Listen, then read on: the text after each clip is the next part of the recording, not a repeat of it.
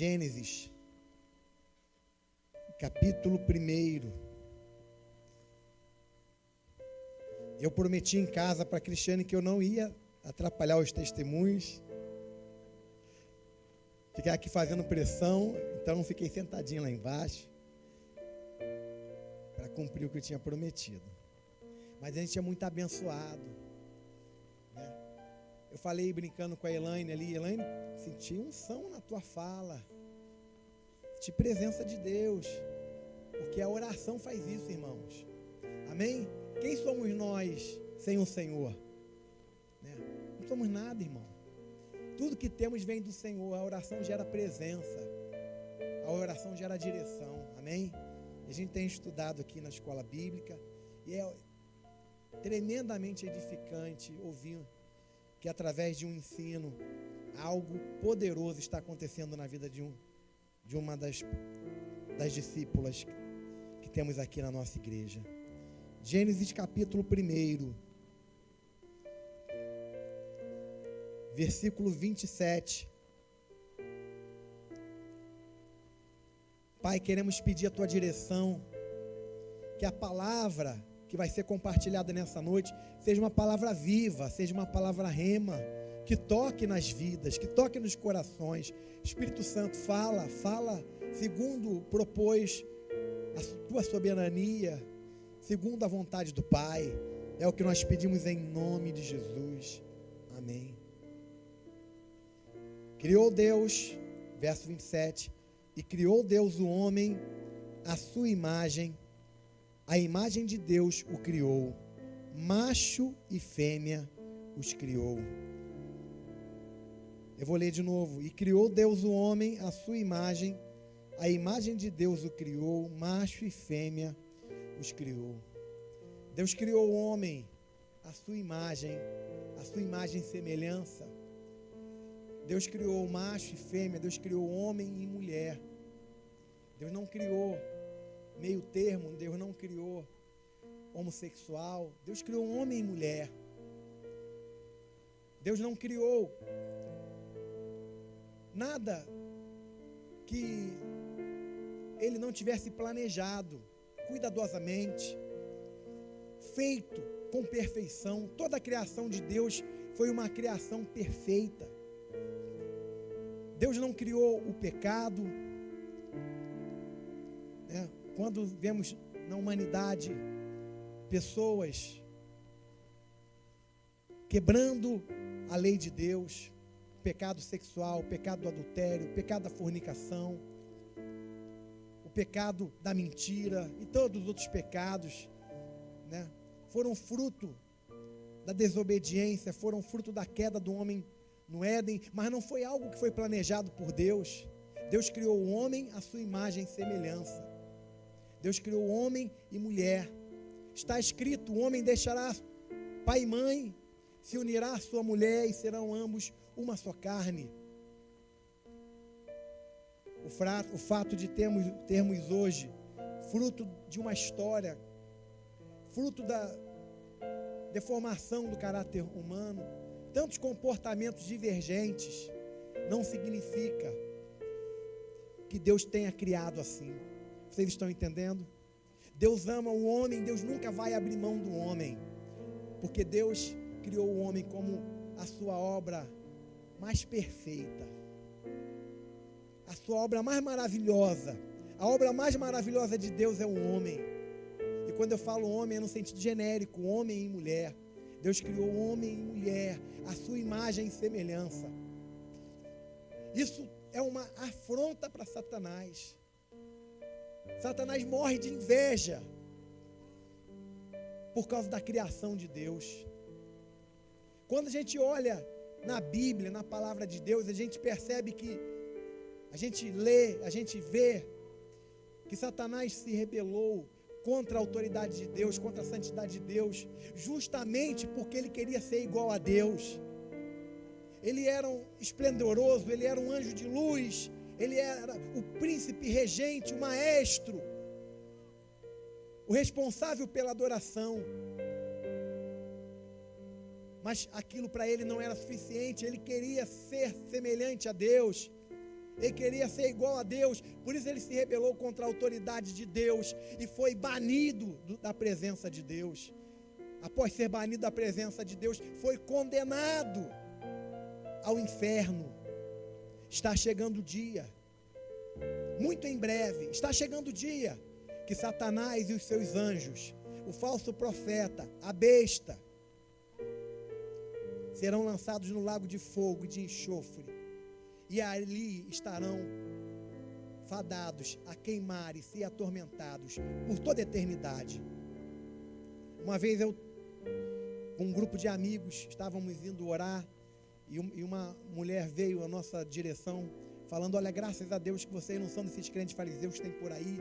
E aí, ele tinha uma expectativa, ele queria ser igual a Deus, ele queria estar numa posição semelhante à posição de Deus. Ele perdeu a razão, porque como pode uma criatura se tornar semelhante ao Criador?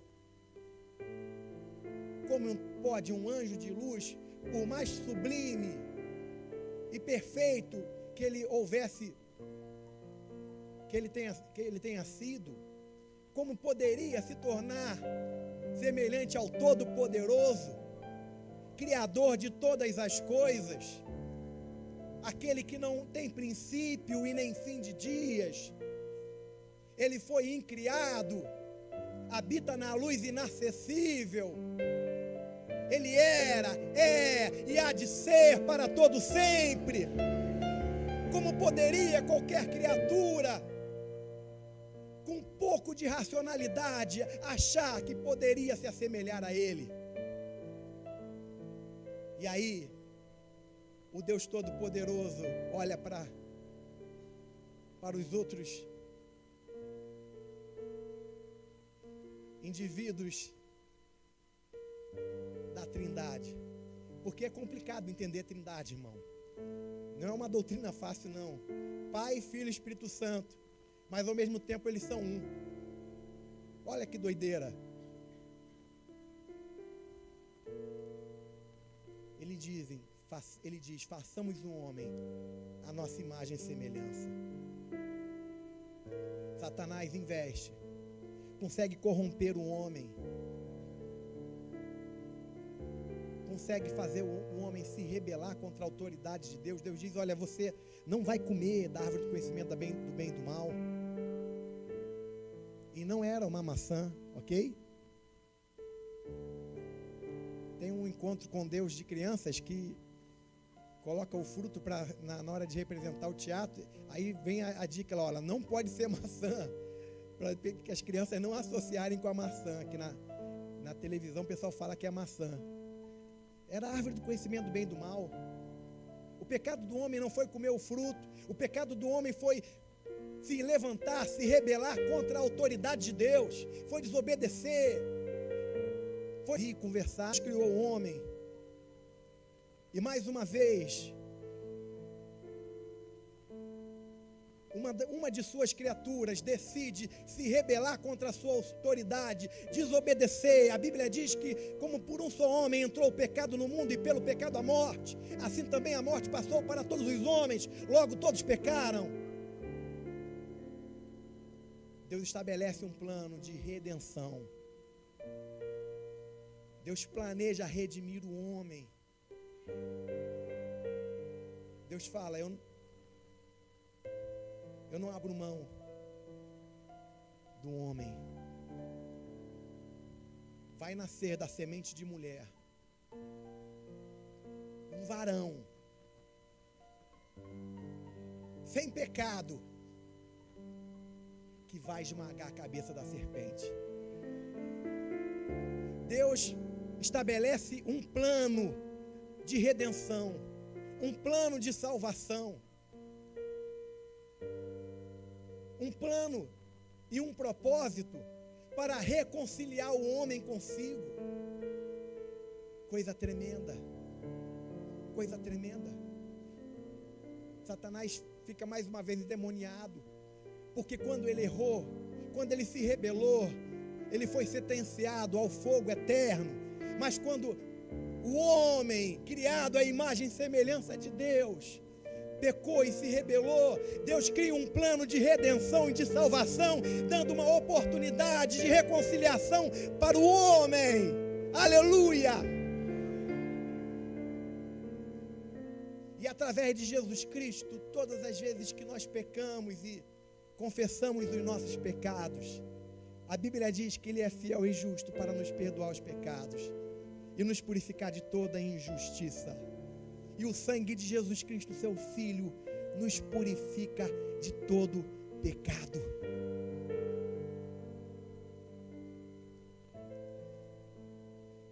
Deus criou o homem à sua imagem e semelhança.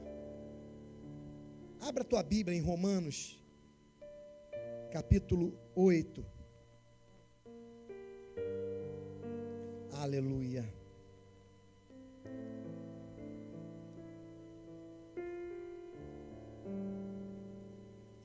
Romanos capítulo 8.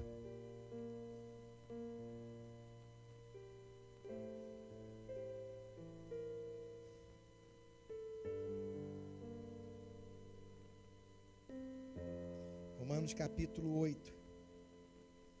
Eu não ia ler o versículo 28 não, mas eu gosto muito do versículo 28, então eu vou ler só porque eu gosto de ler ele, amém, irmãos? Mas tem aplicação para ele também. E sabemos que todas as coisas contribuem juntamente para o bem daqueles que amam a Deus, daqueles que são chamados por seu decreto. Eu gosto demais desse texto, irmãos. A outra versão diz que todas as coisas cooperam para o bem daqueles que amam a Deus, daqueles que são chamados por seu decreto. O que isso significa, irmãos? Isso significa, aconteça o que acontecer, você pode ser atacado, podem armar contra a sua vida, você pode errar, conscientemente ou não, porque você tem um chamado de Deus, existe um decreto de salvação sobre a tua vida. Deus vai usar todas as coisas para trabalhar no seu caráter, para trabalhar na sua vida e transformar em um degrau que vai te levar para mais perto dele. Você pode aplaudir a Jesus Cristo? Todas as coisas cooperam para o bem daqueles que amam a Deus, daqueles que são chamados por seu decreto. Mas o versículo que eu quero ler é o 29, porque os que dantes conheceu, também os predestinou para serem conforme a imagem do seu Filho, a fim de que ele seja o primogênito entre muitos irmãos. Você já parou para pensar que nós fazemos parte de uma família e que o irmão mais velho é Jesus Cristo? Ele é o filho primogênito. Um lugar maravilhoso, nós vamos estar na presença do Senhor. A nossa vida não está limitada a essa curta duração de tempo em que nós permanecemos e existimos aqui na terra. Nós esperamos novos céus, nós esperamos novas terras. Nós somos para a glória e para o louvor do Senhor, irmãos. Nós não podemos viver a vida aqui na terra como se não tivéssemos comprometimento com Deus, como se não tivéssemos sido gerados. O preço para sermos gerados em Cristo foi um preço muito alto. Ele derramou o seu sangue, Ele verteu o seu sangue por nós. Não foi um preço qualquer. Nós não podemos viver uma vida qualquer, porque o valor da nossa vida não é um valor qualquer. Se eu perguntar para você, eu já falei isso há muito tempo, tem um autor norte-americano que diz isso: quanto você vale? E esse escritor diz o seguinte, eu vou dar o exemplo do microfone, ele usa outro exemplo, mas eu não estou lembrado. Quanto vale esse microfone? Né? O valor que foi pago por ele. Vou chutar aqui, vamos supor que tenha sido R$2.000. O valor que foi pago por ele. Quanto vale a sua vida? O valor que foi pago por ela. Não foi com prata, nem ouro e nem coisas corruptíveis que nós fomos comprados da nossa vã maneira de viver, mas com o sangue precioso de nosso Senhor e Salvador, Jesus Cristo. Louvor, glória, adoração, louvor, glória, adoração ao nosso Senhor Jesus Cristo.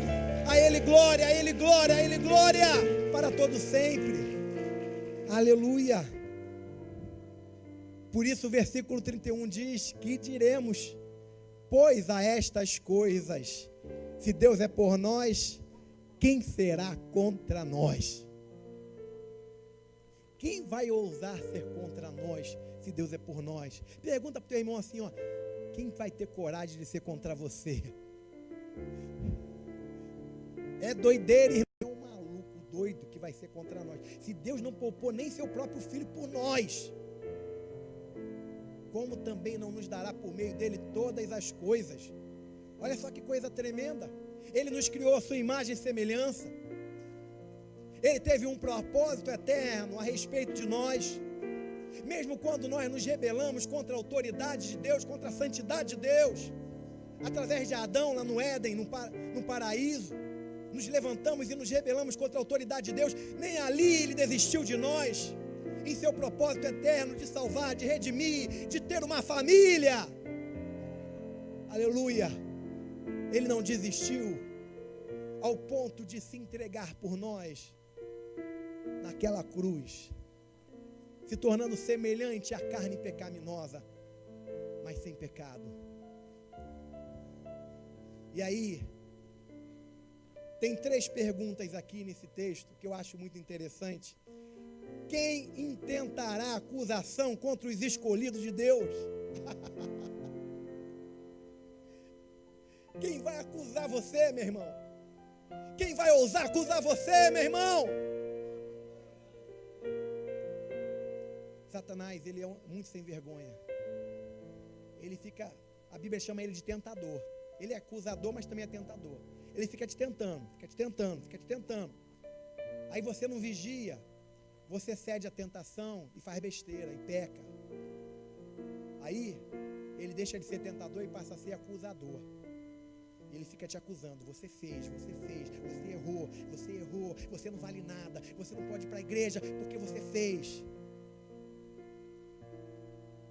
Mas aí, você é filho, você é uma nova criatura, você tem o Espírito de Deus, você se entristece por causa do pecado. A diferença do nascido de novo, para quem não é nascido de novo, muitas vezes parece que não tem muita diferença, porque nós somos tão sujeitos ao erro, como uma pessoa que não é nascida de novo. A diferença é que quando nós erramos, nós nos entristecemos, porque nós sabemos que estamos desagradando ao nosso Deus. Nós estamos vivendo um tempo onde muita gente, muitos filhos do Senhor, têm se envolvido tanto com as coisas desse mundo que já não mais se entristecem quando erram, quando pecam, quando desagradam a Deus. O filho de Deus, quando peca e desagrada a Deus, ele se arrepende, ele pede perdão, ele chora muitas vezes: Senhor, eu não devia ter feito isso, eu cedi à tentação. Não entra numa de botar a culpa no diabo não, meu irmão. Tiago diz que nós somos tentados quando nós somos envolvidos e damos vazão às nossas próprias concupiscências. Ele pode até soprar no ouvido da pessoa: ó, dá uma forcinha ali, mas quem vai decidir é você. Você está sendo tentado por causa da sua carne, das suas concupiscências, das coisas que você tem vontade de fazer. E aí, quando você peca, ele acusa você. Mas se você se arrepender, confessar o teu pecado, pedir perdão a Deus, não importa o que você fez, Jesus perdoa você. E aí, irmão, não importa que tenha sido ontem, Não importa que tenha sido 1 ano atrás ou 10 anos atrás, quando alguém vier acusar você, lembre-se, quem intentará acusação contra os escolhidos de Deus? É Deus quem os justifica. Você pode aplaudir ao Senhor? É Deus quem nos justifica, irmãos. E a outra pergunta, quem os condenará? Pois é Cristo quem morreu, ou antes quem ressuscitou dentre os mortos, o qual está à direita de Deus e também intercede por nós. Quem os condenará? Quem vai condenar? Quem vai condenar você? Jesus foi aquele que morreu por você. Jesus morreu por você para te justificar, para que você não seja condenado. Romanos capítulo 8, versículo 1, portanto, nenhuma condenação há para os que estão em Cristo Jesus e não andam mais segundo a lei, mas debaixo da graça. Porque a lei do Espírito e vida nos livrou da lei do pecado e da morte. Você hoje é uma nova criatura, você não vive mais debaixo dos preceitos da lei. Não farás isso, não farás aquilo, não fará aquilo outro, não fará aquilo outro. E a lei, ela é pesada, a lei, ela condena, a lei, ela evidencia a nossa incapacidade de fazer aquilo que agrada a Deus. Mas a graça, não vivemos mais debaixo da lei, mas debaixo da graça, porque o versículo 1, capítulo 8, nenhuma condenação há para os que estão em Cristo Jesus, porque a lei do Espírito de vida em Cristo Jesus me livrou da lei do pecado e da morte. Essa lei interior, gerada pelo Espírito Santo, ela nos concede graça, ela nos concede capacidade para agradar a Deus, para fazer aquilo que agrada a Deus, irmãos. Quando nós fazemos aquilo que agrada a Deus, não é porque nós somos bonzinhos, não. É porque outra lei agora opera em nosso ser. Não mais a lei do pecado e da morte. Porque quando estávamos sendo legislados pela lei do pecado e da morte, nós éramos incapazes de agradar a Deus. Mas agora que estamos debaixo da lei do Espírito e vida, o próprio Espírito, não é porque nós somos bons, é por causa da graça. Até para obedecer a Deus, nós precisamos de Deus. Viu? Essa é a diferença. Essa é a diferença. Os religiosos, os legalistas, eles tentam agradar a Deus através de práticas e rituais. Mas a única coisa que eles conseguem causar é ira. Porque para Deus, o único sacrifício digno de ser recebido foi aquele que foi oferecido na cruz do Calvário. Portanto, a única maneira que nós temos de agradar a Deus é através da fé e através da obediência. Você pode dizer amém? E a última pergunta: quem nos separará do amor de Cristo? Querem a mim, de maneira nenhuma eu lançarei fora. Deus ama a todas as pessoas. Deus não faz acepção de pessoas. Deus ama a todos. Não existe uma classe, não existe um tipo de pessoa que Deus não ame. Deus ama a todos. Deus amou o mundo de tal maneira que deu seu Filho unigênito para a salvação daquele que crê. Deus ama a todos. Deus não rejeita ninguém. Por isso essa pergunta: quem nos separará do amor de Cristo? Não há nada que possa nos separar do amor de Cristo. Nem a tribulação, nem a angústia, nem a dor, nem a perseguição, nem a morte, nem a nudez, nem o perigo, nem a espada, nem a altura, nem a profundidade, nem anjo, nem uma outra criatura pode nos separar do amor de Deus.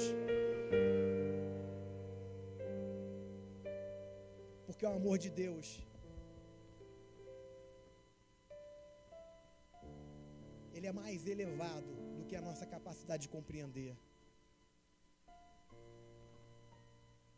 Qualquer pessoa que decidir escolher ir para o inferno, ela não vai para lá porque faltou o amor de Deus. Ela vai para lá porque ela rejeitou o alcance e a salvação produzidas por esse amor. Nós fomos criados à imagem e semelhança de Jesus Cristo. Isso não é pouca coisa. Hoje você vai sair daqui, mas você vai sair daqui com um coração diferente. Tem muitas pessoas que andam cabisbaixo, entristecidas. Ei, você foi criado à imagem e semelhança de Deus. Você foi criado para louvor da sua glória. Você foi criado e coroado de graça, de honra, de glória, feito apenas um pouco menor do que os anjos. O nosso Deus é tremendo, irmãos. Amém? Ele é tremendo e eu não sei porquê. Ele resolveu nos adotar. Não foi por merecimento, irmãos. Nós não merecemos. Eu costumo dizer, e não falo da boca para fora, falo de coração. A única coisa que eu e você merecemos é o fogo do inferno. Mas pela graça fomos salvos, por meio da fé. Isso não vem de nós, é um dom de Deus. Aleluia. Você pode aplaudir a Jesus. Obrigado, Jesus. Obrigado, Jesus. Obrigado, Senhor. Obrigado. Lembre, você vai sair daqui nessa noite, mas lembre, você foi criado à imagem e semelhança de Deus. Você não é pouca coisa, não. Aleluia. Você é filho de Deus. Aleluia. Eu quero orar. Eu quero orar nesse momento por você que precisa de uma renovação espiritual. Você que precisa de um ânimo novo.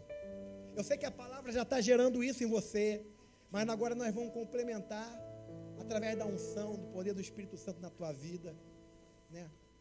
Eu quero orar nesse momento, mesmo assentado como você está. Feche teus olhos. Eu quero orar nesse momento. Nós fomos criados à imagem e semelhança de Deus. Deus criou homem, mulher, nações. Senhor, a tua palavra diz que a sua palavra não voltará vazia, mas vai produzir o resultado para o qual foi liberada. Senhor, eu sei que tem um propósito para a liberação dessa palavra nessa noite, na vida de muitas pessoas. Senhor, cumpra esse propósito, trabalha, ministra, opera, Senhor, gera, Senhor, algo novo na vida daqueles que necessitam, aqueles que estão fracos, que sejam fortalecidos na força do Senhor, na força do seu poder, meu Pai, em nome de Jesus, que haja um dispensar de óleo novo, de óleo fresco sobre nossas cabeças, Pai, em nome de Jesus. Nós abençoamos cada vida, cada pessoa, cada família, cada um que entrou aqui nessa noite, que ninguém saia daqui da mesma maneira que entrou, em nome de Jesus te pedimos, toca com o teu poder, toca com a tua palavra nessa hora, em nome de Jesus. Amém.